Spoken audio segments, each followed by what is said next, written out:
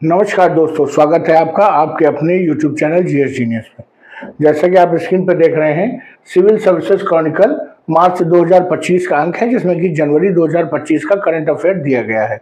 इसके कई वीडियो मैं ऑलरेडी अपने चैनल पे अपलोड कर चुका हूं। अगर आपने उनको देखा है तो बहुत अच्छी बात है। अगर आपने नहीं देखा है और आप किसी भी प्रतियोगी परीक्षा की तैयारी कर रहे हैं तो इसी वीडियो की डिस्क्रिप्शन में जा करके आप जो है दिसंबर 2024, जनवरी 25, फरवरी 25 और मार्च 25 की अलग अलग प्लेलिस्ट पड़ी हुई हैं, उनको देख सकते हैं। मित्रों, अभी आज ही मैंने सुबह जो है सतत विकास इस सेक्शन के अंतर्गत जो भी कंटेंट इसमें दिया हुआ था उसका पहला पार्ट आपके समक्ष प्रस्तुत किया था। उसी का दूसरा भाग मैं आज आपके सामने अब प्रस्तुत करने जा रहा हूं। तो चलिए मित्रों, इस सतत विकास का भाग 2, इससे पहले कि मैं वीडियो शुरू करूं, आपसे हमारी रिक्वेस्ट है कि हमारे चैनल को सब्सक्राइब कर लीजिए, क्योंकि हमारे चैनल पर इसी प्रकार का जो समसामयिक जो परीक्षा उपयोगी कंटेंट है वो डेली बेसिस पे अपलोड किया जाता है। तो चलिए मित्रों, देखते हैं। इसमें जो पहला टॉपिक है वो है भारत की अक्षय ऊर्जा क्रांति। ये परीक्षा के दृष्टिकोण से बहुत उपयोगी है, प्री और मेंस दोनों के लिए बहुत अच्छा है।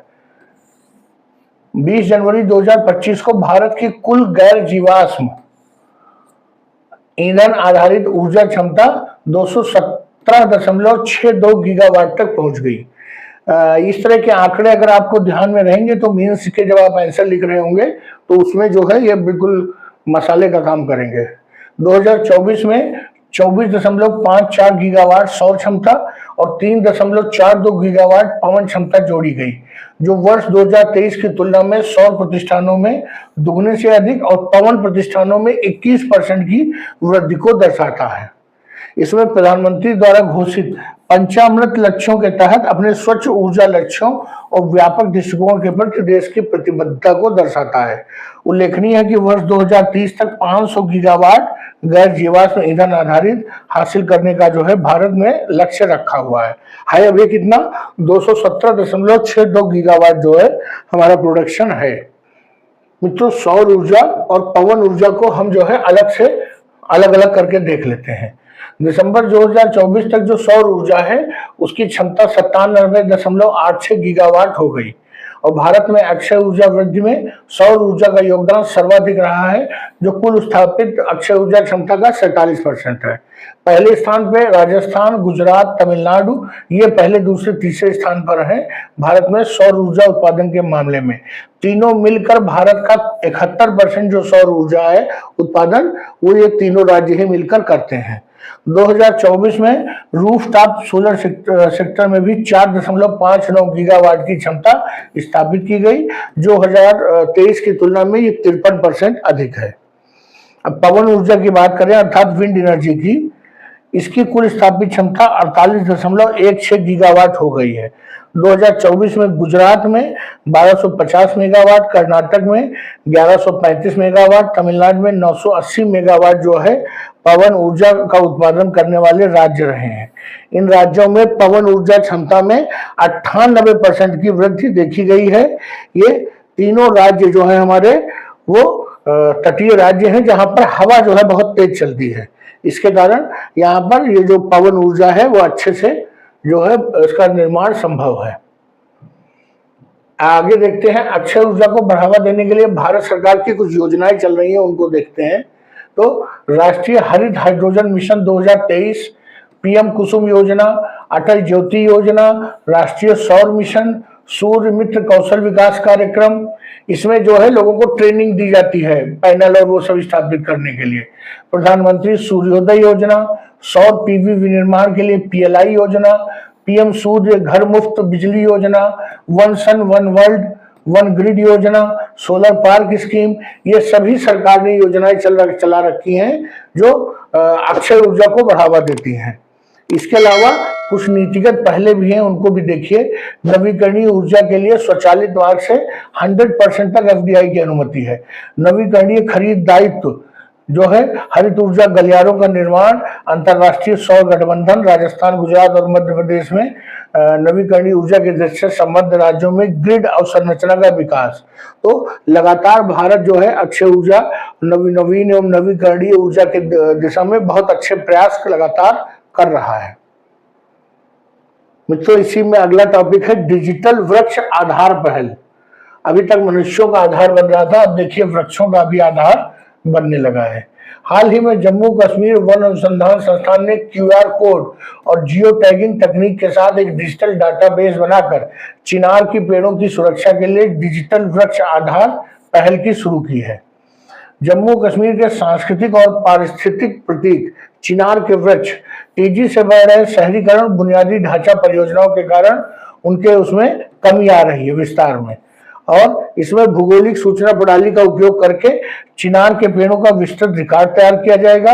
उनका स्वास्थ्य, स्थान, परिधि, ऊंचाई, लंबाई, ये सब उसमें डिटेल डाला जाएगा। कश्मीर का चिनार एटलस, इसके तहत घाटी में चिनार के पेड़ों का वितरण का मानचित्रीकरण, दस्तावेजीकरण जिलेवार रूप से तैयार किया जाएगा, जिसे चिनार एटलस कहेंगे। दुनिया का तीसरा सबसे बड़ा जो चिनार वृक्ष है वो भारत में जम्मू कश्मीर में है, गांदरबल जिले में। दुनिया का तीसरा सबसे बड़ा चिनार वृक्ष है और ये 74 फीट की परिधि है, और ये बहुत महत्वपूर्ण है, बहुत महत्वपूर्ण जो है पेड़ वहां पर उपलब्ध है। विशिष्ट क्यूआर कोड, प्रत्येक वृक्ष को जीआईएस तकनीक का उपयोग करते हुए एक विशिष्ट क्यूआर कोड भी लगाया जाएगा। हर जिले का एक विरासत रजिस्टर बनाया जाएगा जिसमें बताया जाएगा कि कितने कहां पर कितने चिनार के पेड़ लगे हुए हैं। कश्मीर के चिनार वृक्ष को विश्व स्मारक वृक्ष सूची में भी शामिल कराया जाएगा। चिनार के पेड़ों को अंतर्राष्ट्रीय मान्यता है, जिनमें 11 पेड़ों को दुनिया के 20 स्मारकीय पेड़ों में शामिल किया गया है। इसके अलावा ये जो जम्मू कश्मीर का जो वन अनुसंधान विभाग है, वर्ष 2021 से चिनार पेड़ों की गणना शुरू की थी, और जम्मू की चिनाब घाटी और पीर पंजाल के क्षेत्र में चिनार की खेती होती है। भारत का प्रथम मत्स्य पालन क्लस्टर 6 जनवरी 2025 को पूर्वोत्तर क्षेत्र राज्य सम्मेलन 2025 के दौरान सिक्किम के सोरेंग जिले में भारत में प्रथम जैविक मत्स्य पालन क्लस्टर का शुभारंभ किया गया। वैश्विक स्तर पर हानिकारक रसायनों, एंटीबायोटिक दवाओं, कीटनाशकों के उपयोग से बचते हुए पारिस्थितिक रूप से स्वस्थ मत्स्य पालन प्रणाली पर ध्यान केंद्रित करना है। इसमें जल कृषि अवसंरचना प्रौद्योगिकी में निजी निवेश को प्रोत्साहित करेगी, पर्यटन को आकर्षित करेगी, साथ ही मूल्य श्रृंखला को मजबूत करेगी, स्थानीय मछुआरों एवं मछली किसानों को सशक्त बनाएगी, सिक्किम राज्य में मत्स्य पालन को बढ़ावा देगी और सतत विकास को बढ़ावा मिलेगा। आइए देखिए ये क्लस्टर ये है क्या। यह अपनी तरह का पहला जैविक मत्स्य पालन क्लस्टर है जो किसानों की आय बढ़ाएगा और जलीय कृषि में जो है सस्टेनेबिलिटी को बढ़ावा देगा। जो national bank for agriculture and rural development NABARD है, सिक्किम में मत्स्य पालन जलीय कृषि जैविक क्लस्टर विकसित करने में प्रमुख हितधारक है। मत्स्य पालन विभाग ने पहले ही 4 मत्स्य पालन क्लस्टरों को अधिसूचित कर दिया है। झारखंड के हजारीबाग में मोती क्लस्टर, तमिलनाडु के मदुरई जिले में सजावटी मत्स्य पालन क्लस्टर, केंद्र शासित प्रदेश लक्षद्वीप में समुद्री शैवाल क्लस्टर और अंडमान निकोबार में टूना क्लस्टर जो है स्थापित करना ये जो है अधिसूचित किया जा चुका है। भारत का पहला राज्य जो है जैविक कृषि को अपनाने वाला पहला राज्य सिक्किम है, और ये जो योजना शुरू की गई है ये प्रथम जैविक मत्स्य पालन क्लस्टर की शुरुआत प्रधानमंत्री मत्स्य संपदा योजना के अंतर्गत की गई है। प्रधानमंत्री मत्स्य संपदा योजना है क्या? तो भारत के मत्स्य पालन क्षेत्र के सतत और जिम्मेदार विकास के माध्यम से नीली क्रांति को बढ़ावा देने का योजना है। इसमें मत्स्य पालन, पशुपालन, डेयरी मंत्रालय के मत्स्य पालन विभाग द्वारा 2020-21 से 24-25 तक 5 वर्षों के लिए ये मत्स्य जो योजना है इसको क्रियान्वित किया जा रहा है। आइए इसका और कुछ भारत के बारे में देखते हैं। भारत विश्व का दूसरा सबसे बड़ा मछली उत्पादक देश है, जो वैश्विक उत्पादन में 8% का योगदान मछली उत्पादन में करता है। जलीय कृषि उत्पादन में दूसरे स्थान पर आता है।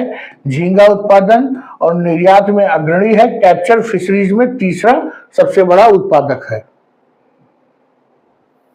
अगला जो टॉपिक है वो है मियावाकी तकनीक द्वारा प्रयागराज में घने जंगलों का विकास। उत्तर प्रदेश के प्रयागराज में मियावाकी तकनीक का उपयोग करके शहर के कई हिस्सों में घने जंगलों का विकास किया जा रहा है।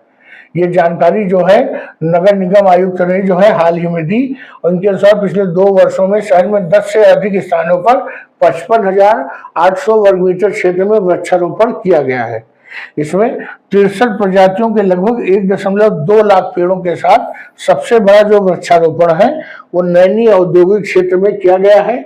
और इसमें कौन कौन से स्थानीय पेड़ लगाए गए हैं, तो इसमें आम, महुआ, नीम, पीपल, इमली, अर्जुन, सागौन, तुलसी, आंवला, बेर और इसके अलावा हिबिस्कस मतलब गुड़हल, कदम्ब, गुलमोहर, जंगल जलेबी, बोगनविलिया, ब्राह्मी जैसी सजावटी और औषधीय पौधों को भी शामिल किया गया है। ये मियावाकी तकनीक क्या है? प्राकृतिक वनों के तहत इस विधि में देशी पेड़ों की विभिन्न प्रजातियों को घने रूप में लगाया जाता है। पौधे 10 गुना तेजी से बढ़ते हैं और शहरी क्षेत्रों के लिए एक व्यवहारिक समाधान है। मृदा की गुणवत्ता में सुधार होता है, जैव विविधता में तेजी आती है। ये मियावाकी तकनीक से जो शहर का पर्यावरण है इसमें भी सुधार होता है। शहरी परिवेश में इस तकनीक ने प्रदूषित बंजर भूमि को हरित पारिस्थितिकी तंत्र में बदलने में महत्वपूर्ण भूमिका निभाई है। औद्योगिक अपशिष्ट का सफलतापूर्वक प्रबंधन होता है, वायु एवं जल प्रदूषण पर अंकुश लगता है, मिट्टी का कटाव रुकता है, पारिस्थितिकी संतुलन को बढ़ावा मिलता है। तो शहरी क्षेत्र में पर्यावरण बहाली के लिए ये मियावाकी तकनीक से जो जंगल लगाए जाते हैं वो काफी उपयोगी साबित होते हैं। आइए इस मियावाकी वाली तकनीक पर एक प्रश्न देखते हैं। इसमें निम्नलिखित कथनों पर विचार कीजिए। 1970 के दशक में जापानी वनस्पति शास्त्री अकीरा मियावाकी द्वारा इस तकनीक से सीमित स्थानों में घने जंगल बनाने की एक क्रांतिकारी योजना विकसित की गई थी। ये बिल्कुल सही है। इस अवसर पर गमले में रोपण विधि के रूप में जाना जाता है। यह भी बिल्कुल सही है। और मियावाकी तकनीक का उपयोग करके लगाए गए पेड़ पारंपरिक वनों की तुलना में अधिक कार्बन अवशोषित करते हैं, तेजी से बढ़ते हैं, अधिक समृद्ध जैव विविधता को बढ़ावा देते हैं। तो पहला, दूसरा, तीसरा तीनों सही है। इसका सी आंसर सही है क्योंकि तीनों विकल्प सही है।